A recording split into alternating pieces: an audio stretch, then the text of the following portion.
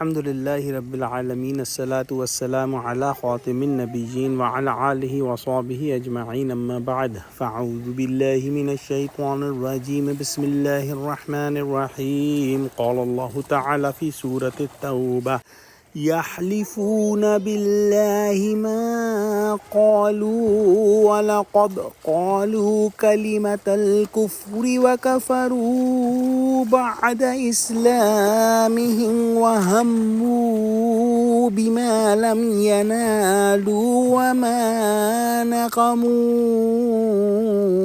إلا أن أغناهم الله ورسوله من فضله فإن يتوبوا يك خيرا لهم وإن يتولوا يعذبهم الله عذابا أليما في الدنيا والآخرة وما لهم في الأرض من ولي ولا نصير۔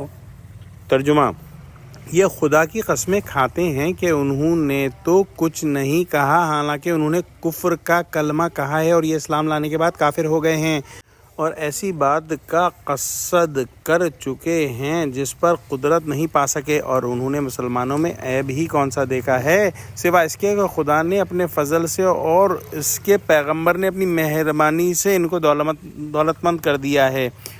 تو اگر یہ لوگ توبہ کر لیں تو ان کے حق میں بہتر ہوگا، اور اگر منہ پھیر لیں تو ان کو دنیا اور آخرت میں دکھ دینے والا عذاب دے گا، اور زمین میں ان کا کوئی دوست اور مددگار نہ ہوگا۔ منافقین پیچھے بیٹھ کر آپ صلی اللہ علیہ وآلہ وسلم کی اور دین اسلام کی اہانت کرتے، جیسا کہ سورہ منافقون میں ہم پڑھیں گے۔ جب کوئی مسلمان حضور صلی اللہ علیہ وآلہ وسلم تک ان کی باتیں پہنچا دیتا تو اس کی تکذیب کرتے اور قسمیں کھا لیتے کہ ہم نے فلاں بات نہیں کی۔ حق تعالیٰ نے مسلمان راویوں کی تصدیق فرمائی کہ بے شک انہوں نے وہی باتیں زبان سے نکالی ہیں، اور دعویٰ اسلام کے بعد مذہب اسلام اور پیغمبر اسلام کی نسبت وہ کلمات کہے ہیں جو صرف منکرین کی زبان سے نکل سکتے ہیں۔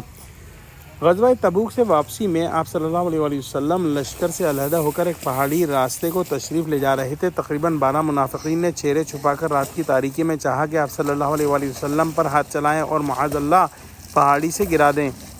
حضور صلی اللہ علیہ وآلہ وسلم کے ساتھ حذیفہ اور عمار رضی اللہ تعالی عنہما تھے۔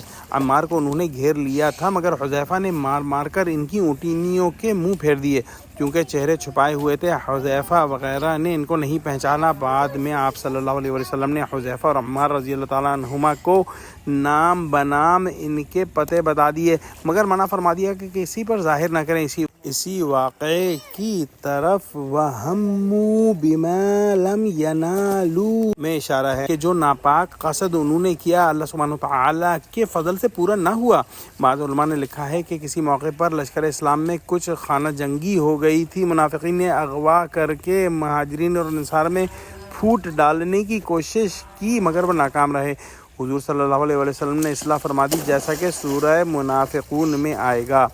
حضور صلی اللہ علیہ وسلم کی دعا سے خدا نے انہیں دولت مند کر دیا۔ قرضوں کے بارے سے سبکدوش ہوئے مسلمانوں کے ساتھ ملے جلے رہنے کی وجہ سے غنائم میں ان منافقین کو بھی حصہ ملتا رہا۔ حضور صلی اللہ علیہ وسلم کی برکت سے اور پیداوار اچھی ہوئی۔ ان احسانات کا بدلہ ان منافقوں نے یہ دیا کہ اللہ سبحانہ وتعالی رسول اللہ اور مسلمانوں کے ساتھ دغابازی کرنے لگے اور ہر طرح پیغمبر علیہ السلام اور مسلمانوں کو ستانے پر کمر باندھ لی۔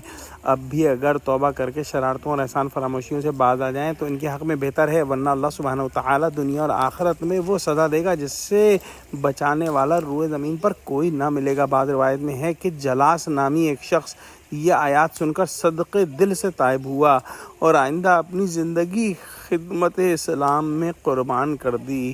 دعا کرتے ہیں کہ اللہ سبحانہ وتعالی ہم کو قرآن کا فہم عطا فرما، ہم کو بھی سچی توبہ کرنے والا بنا اور منافقت کے شائبے سے بھی محفوظ رکھا۔ آمین۔ وآخر دعوانا الحمد للہ رب العالمین۔ السلام علیکم ورحمۃ اللہ وبرکاتہ۔